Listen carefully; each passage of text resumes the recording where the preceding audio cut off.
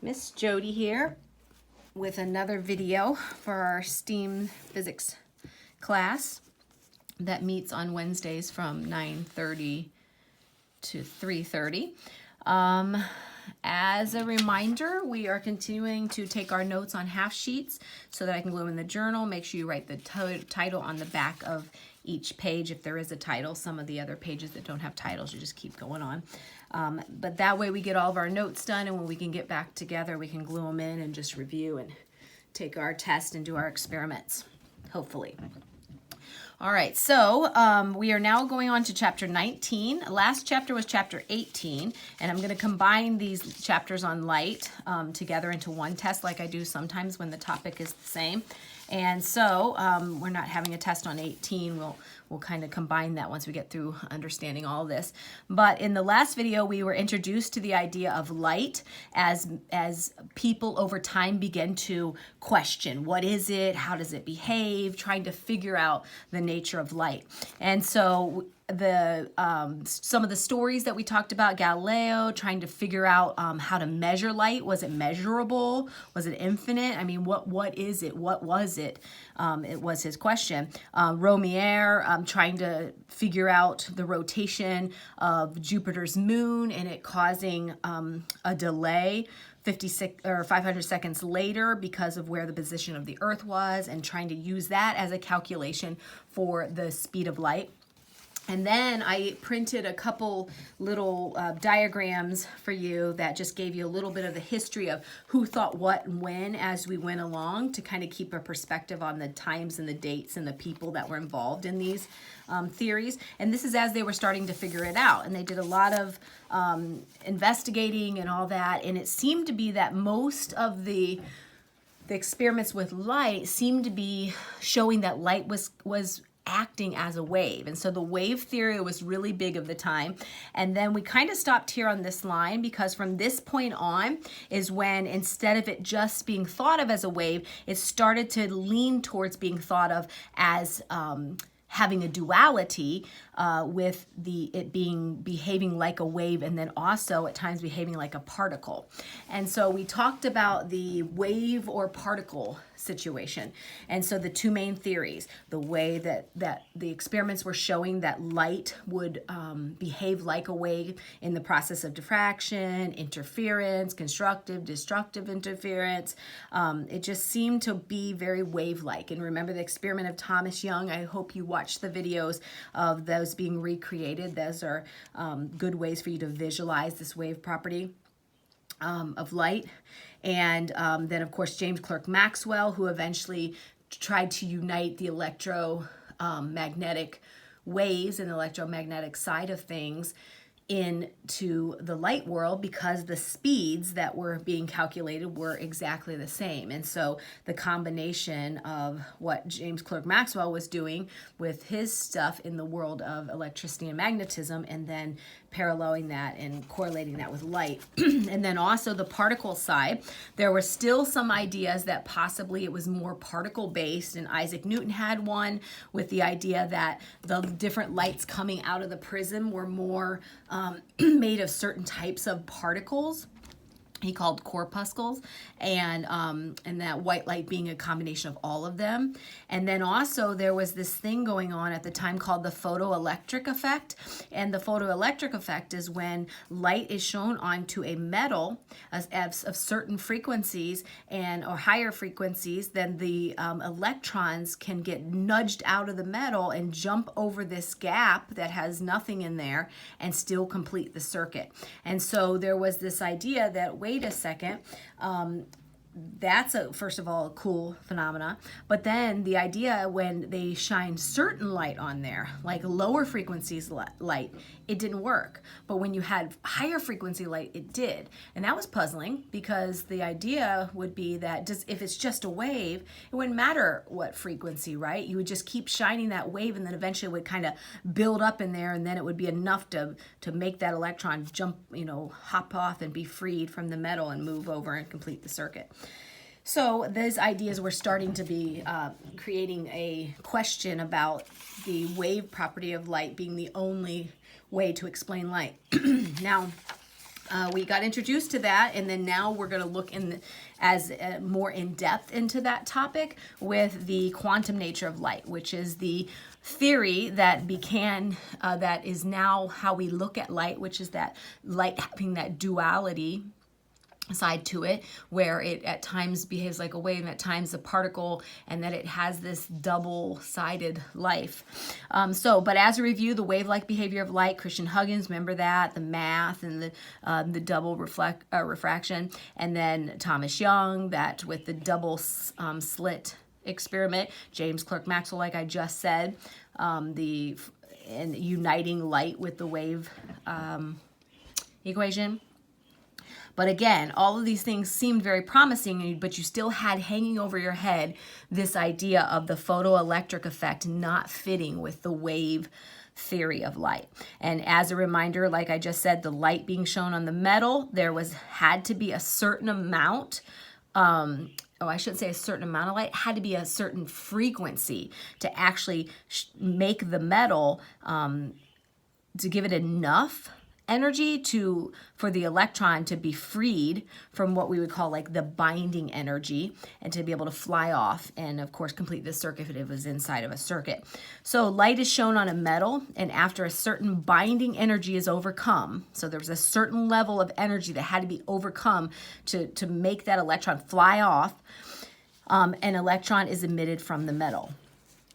And what was important is, if you knew anything about energies or the wave world, the energy is all about the amplitude or the intensity, right? So they're all related. So energy is related to amplitude and intensity. So you would think that if it's a wave, you would think that changing the amplitude or the intensity would really make this photoelectric effect work if it was a wave, because sticking to wave properties, that would be one of the biggest things, right? So, but the problem was, it really didn't matter what amplitude you changed it to or how much intensity, it didn't make it work on lower frequency light. So when they were shining the red light, then it didn't have enough no matter, even if you made it really intense red light, it wasn't enough to jar the electron and overcome that binding energy so that it could be freed and move beyond the metal. And so as a wave property, you would think it would be about amplitude and intensity. So this is just an illustration of water waves. And so if you have water waves and you're at the beach or something, the bigger waves that come, have more amplitude, more intensity, right? They knock you down. And so the idea would be, well, if I give it a lot of big intense waves, it should be able to throw it out, but it didn't. And so it was confusing, because that would be what you would normally think. So importantly, the electron is emitted from the metal with a specific kinetic energy. So that means when they started doing the experiments, not only did you need a certain frequency to get it to fly off, but when it emitted it from the metal, it had a specific kinetic energy, a specific speed. And so if you made the light brighter, so say if you made it really, really bright and you really intensified this light and made it more brighter, more electrons could be emitted, so more could fly off, but they all had the same kinetic energy, meaning you making it more intense did not give this little electron flying off like more speed like you would think it would. Okay, so if imagine I illustrate this idea, terrible illustration, but if I am swinging a little baby on a not a little baby, let's not do that, that's terrible. Let me say I'm swinging one of the students from the science center. It's even terrible, even just as terrible. But I'm swinging them on the swing out in the park, and so I'm pushing them with a certain amount of energy, and they swing back and forth and back and forth. If I start pushing more, then they swing back and forth, back and forth, back and forth, and be more. But there could be a level of energy that I could really push that would overcome the binding energy that is them being pulled down on the swing and them holding on. And if I push really, really hard, they could go flying off the swing. You've seen that before when you really get crazy pushing somebody on the swing and you just give them that real big burst and it's like too much and they go flying off the swing. So that idea of that binding energy, think of it as somebody on a swing, and then you give them that certain amount, and then boom, they go flying. Now the idea would be if we would make this light more intense, giving it more energy, that when it would, if I did that a second time and I just really gave this super flying, or another big burst of energy, would it make them fly off faster, or would they fly off exactly at the same rate? Like two different intensities there. So it was puzzling because more would fly off, but they would still fly off at that same speed, that same specific speed, same amount of kinetic energy. So they thought that the kinetic energy of the emitted electron, it must depend on something. And so in order for us to have this electron get more and for its kinetic energy to change, it had to depend on something. It definitely wasn't amplitude, because they were already changing the intensity of the wave and trying to make it brighter, but it was just making more fly off but not making it faster. So they thought that the kinetic energy of the emitted electron must depend on something, but what was it? So eventually they varied the frequency of the light. And this is what did it. This is what changed the kinetic energy of the emitted electron. And so if this little chart, which isn't a super great chart, but this is the energy and this is the frequency. And so as I increase the frequency, then off my kinetic energy, should have put kinetic right there, kinetic energy would be increased. So the frequency is where we had to start looking, instead of what we would normally think of in the wave world as the amplitude side of things, or intensity. So on the next sheet, so they realized that there was sort of this critical frequency. So the higher frequency of light I shown on it, then I could change that amount of kinetic energy for my flying off electron. And so that there was sort of this critical frequency for each metal, below which no electrons are emitted. So meaning the metals different metals that they were shining the light on had a different a critical frequency. And so this particular metal that in this example, and the red light was shown on, that wasn't enough of the frequency to bump it to overcome its binding energy. And so they would have this certain frequency, critical frequency, and if you went below that, no electrons would be emitted. You just couldn't do it. And it didn't matter if you let that light sit on there for hours or you increased its intensity. The only way you could get that change is if you increased the frequency of the light, which was creating a different type of light. Because we know when it comes to the electromagnetic spectrum, the higher frequencies is the smaller wavelength. Remember, it's like past visible light, ultraviolet, X-ray, gamma, all those guys.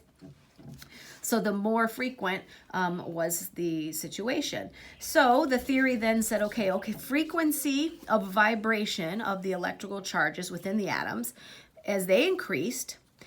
So if you increase the frequency of those vibrations inside the metal, then the frequency of the radiation emitted was expected to increase. So that's just basically saying, like our little metal thing. So if I increase these vibrations here, and the atoms are vibrating, the more I increase the vibrations, then the frequency, that would mean the radiation coming out, emitted, was expected to increase.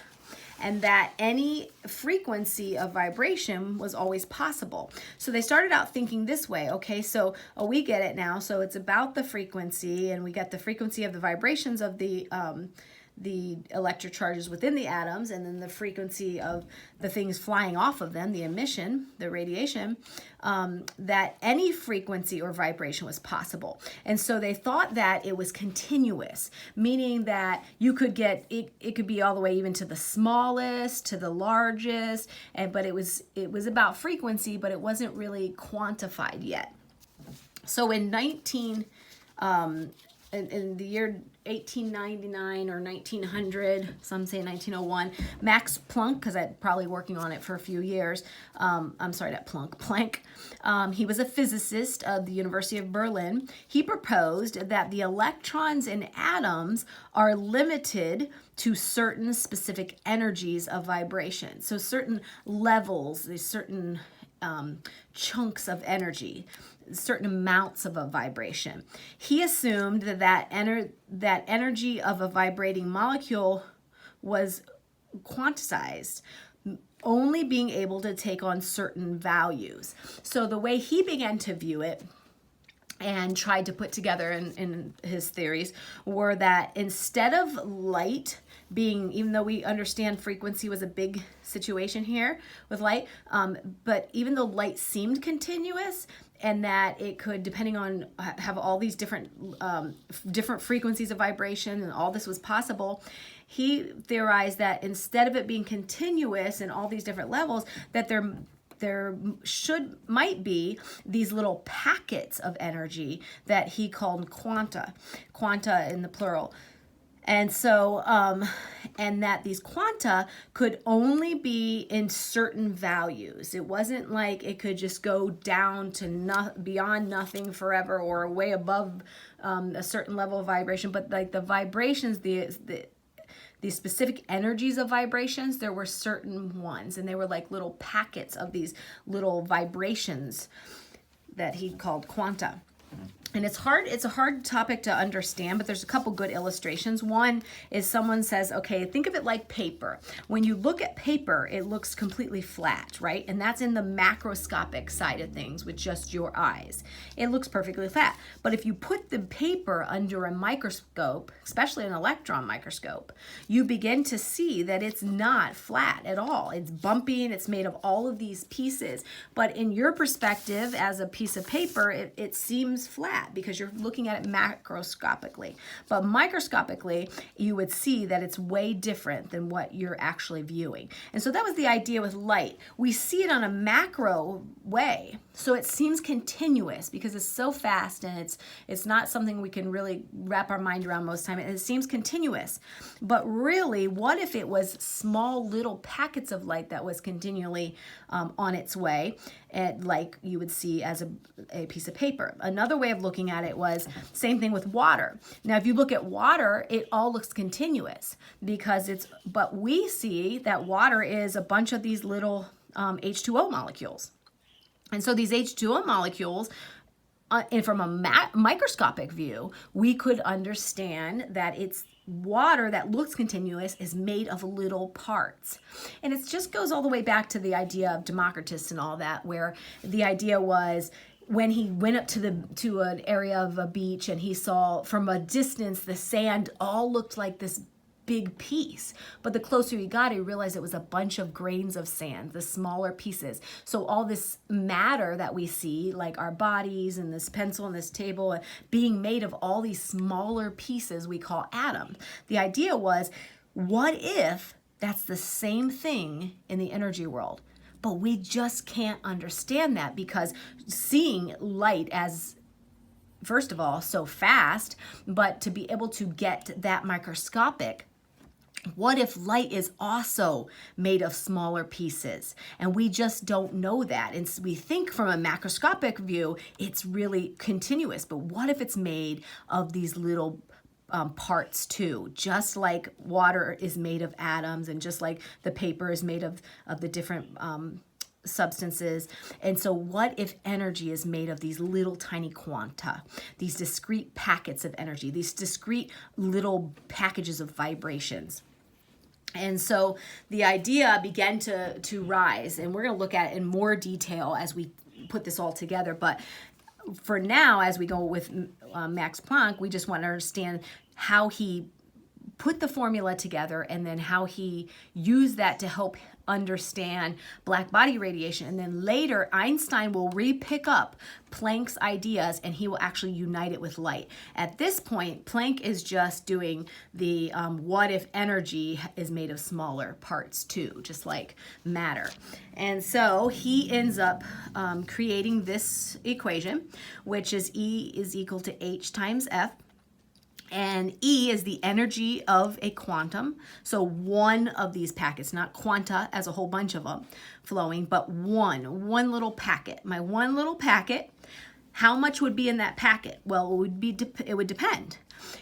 Depending on what your frequency is, and the which is the F, and then the H. Now the H is what we call Planck's constant. Now Planck's constant is hard to understand, and this is the number for it: 6.626 times 10 to the negative 34 joules per second.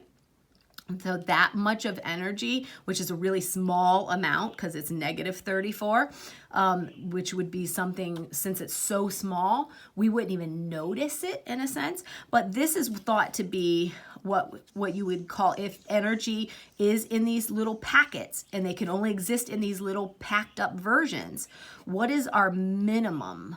What is the smallest we can get of these packets, this minimum energy? And that's what this little constant would be. And there's a lot of technical things that came about to getting this number, but scientists even today can still experiment and calculate this number. So it's a very sure there's something about this number, and so that would be the minimum size. So that minimum, and then that would be the number, then you'd have that number that goes along with your frequency. And so when you times the minimum amount times the frequency of how many are flying, right? So because the higher frequency as it's coming, and you got to think of that in the sense of the frequency, the waves coming at you and hitting you. So if you have a higher frequency, you have a whole bunch of these minimums and frequently hitting in that same area in 1 second if you have a higher frequency. If you have a really low frequency, like let's say, I'm just making up a funny, not real number, but say I have a frequency that's low, like a number 2, and so it hits you 2 times, this amount of energy 2 times. But what if you have a frequency that's some kind of, 50 trillion in 1 second? So you have a low frequency, it hits you 2 times in 1 second. Or if you have a really high frequency and it hits you 50 trillion times in 1 second, that would be a bigger amount. If you take this small amount and you times it by 5 trillion or whatever number I said, you see what I'm saying? And so this would give us the energy of that particular quanta, that particular packet. So the packet would be different depending on the frequency, and they would be in relationship, which would make sense if we would go back to this idea of the lower frequencies couldn't knock it free. Well, they couldn't knock it free. They didn't have enough energy because the lower frequency is only a few of only a few of those packets are hitting you, and they don't pile up, right? And so the energy just keeps moving. And so, but if you have this high frequency hitting you with these packets that are filled up, right, then a vibration, then it might be enough to jar you off and throw you off the swing. All right, so that was the start of thinking, this new way of thinking, which is now what we call the quantum world, or the quantum mechanics, as you get more in depth. Now, along with this, Planck was very interested in studying what's called black body radiation. So black body radiation is, first of all, we'd have to understand what a black body is. So a black body is an object that absorbs all radiation falling on it at all wavelengths, means there is no reflecting or no transmitting, none of it. Like every bit of radiation that hits this black body is actually absorbed. So when we think of something really dark and black or whatever, so like say I made this little diagram that I'm sending you. I just outlined it with a black marker. But see, like that black marker, it doesn't absorb every wave of light. And I know that because I can still see it, right? And so when you look at like a black t-shirt, they say, or something, it's still absorbing a lot of the light, but it is reflecting a little bit because you can still see that kind of dimension to it, right? And as you've heard before, the idea of like darker blacks, like the ultimate blacks, and that goes along with trying to get to where you absorb every bit of that energy and nothing is reflected. So if you are a black body, it's an object that absorbs all radiation falling on it at all wavelengths. So that means all wavelengths is all of it: radio, microwave, infrared, all visible light, ultraviolet, X-ray, gamma, all the wavelengths. Now, black body radiation is the spectrum of radiation that's emitted by a black body. And the point is, when this black body is it's absorbing all the energy, right? So all the energy is going there. Nothing's reflected. Nothing's getting through. It's not transmitting any of it. It's all staying in that black body.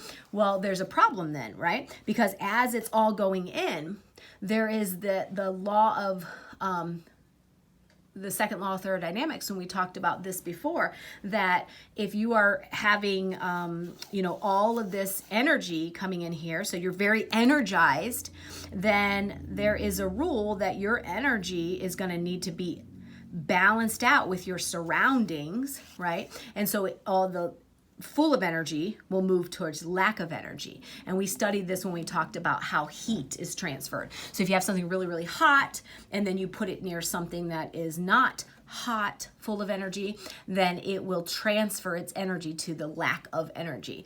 And so we see that process, and we see it as one way, that process is always, and that links into entropy and all those things of the energy wanting to spread out. So if my black body's here, and everything's going in, then I'm going to need to radiate out also all that possible radiation. So as it's being absorbed, there's also that radiation coming out as it tries to work towards what we call thermal equilibrium, the idea where they're both going to be balanced. The one that has a whole bunch of energy and the system around it that it's going to transfer to. And so black body radiation comes out in a spectrum. And so just like the electromagnetic spectrum, there's a spectrum just means it's spread out in different wavelengths so we can see what's going on here. And so all objects with temperature above absolute zero, so anything that's jiggling, right?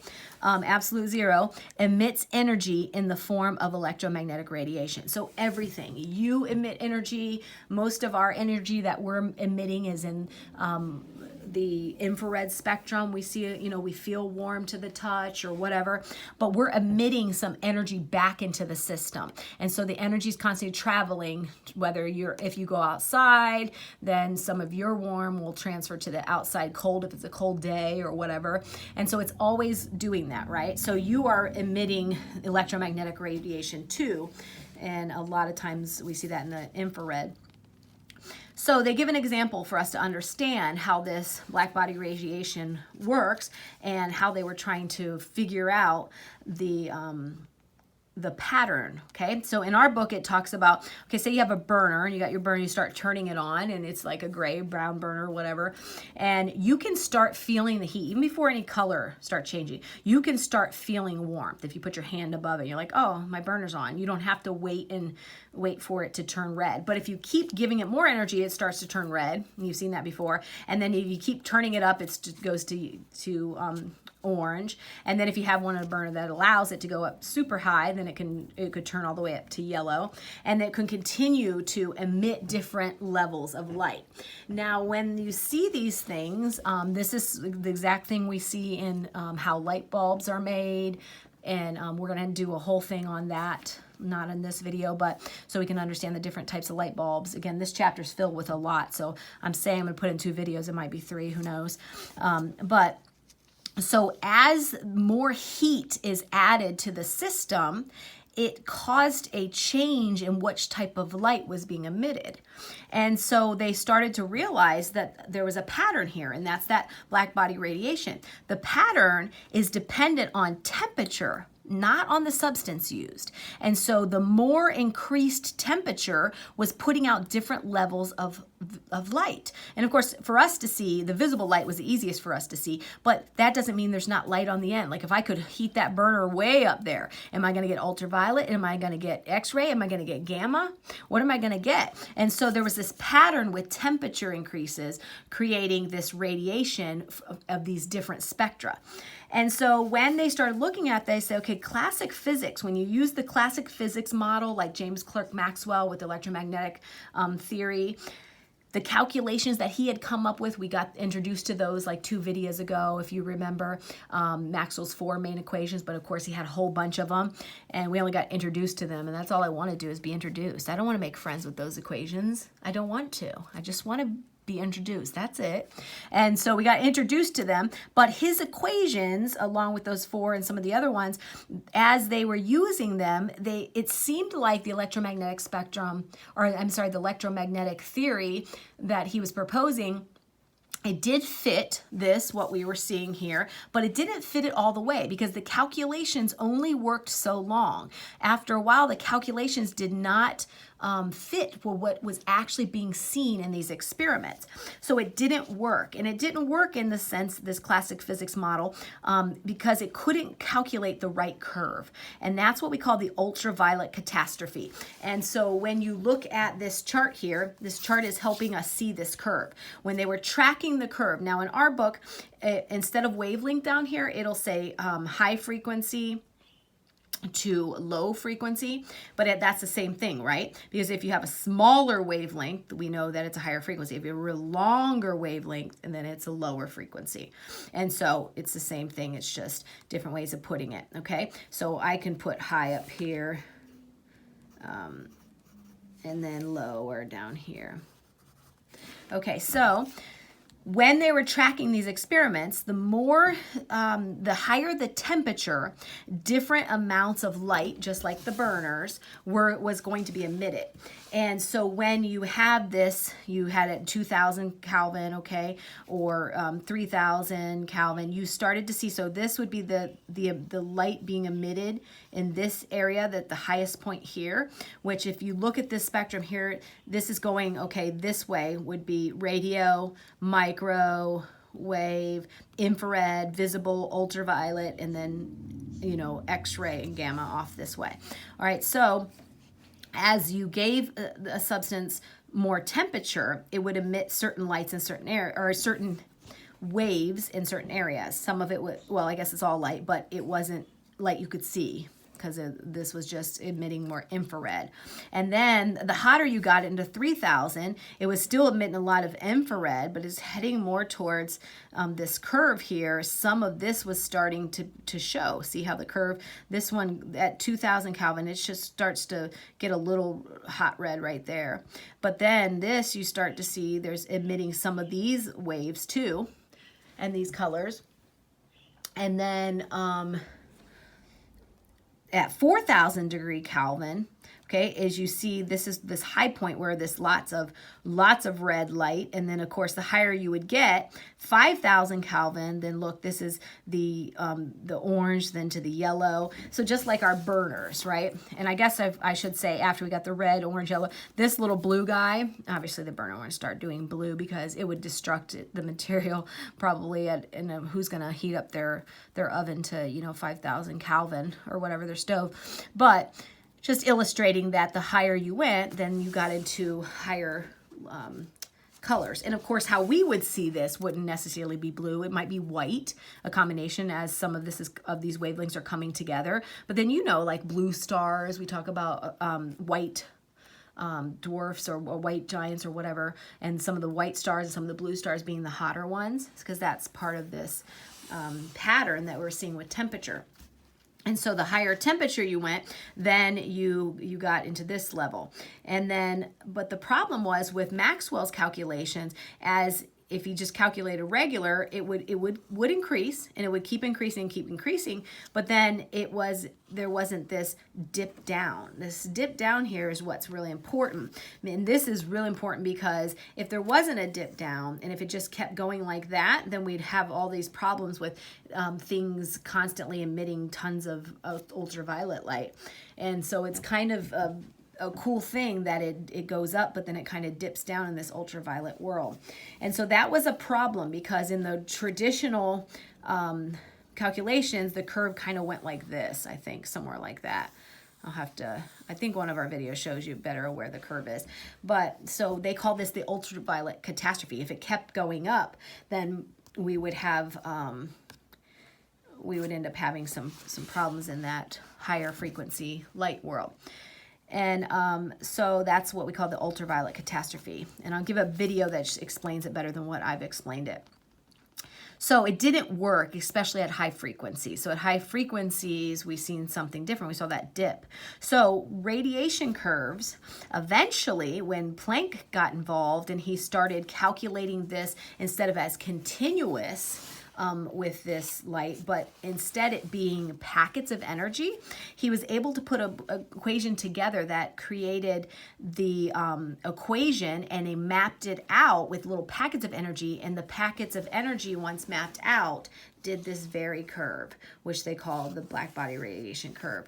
And so he was onto something. His mathematical equations of it being little packets seemed to fit this, what was seen in black body radiation. Now again, this is just him starting to figure out black body radiation, because that didn't fit the traditional wave theories of light. And so him trying to figure that out, he wasn't really necessarily trying to figure out the quantum nature of light yet. Einstein then takes his work and then adds to that, and there's the revolution in those ways. All right, so that's the introduction into this chapter, and then we're going to keep going on and seeing next what Einstein did with Planck's work, and then we will go on to Bohr, Niels Bohr. We'll see him again and how he contributed, and how this quantum nature of light finally became something that was more understood and thought of in a wave-particle duality.